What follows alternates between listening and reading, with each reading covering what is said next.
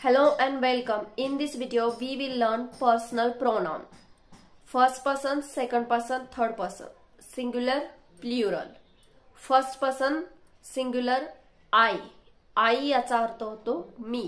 Plural we. आम्ही. Second person singular you. Tu.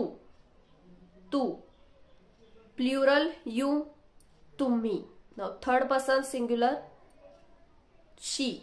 she म्हणजे ती. he. he तो. it. it ते. आणि third person plural they. they याचा अर्थ होतो ते त्या ती. Thank you so much for watching. Please subscribe if you haven't already. I will see you soon in next video. Till then, keep learning, keep growing. Bye and take care.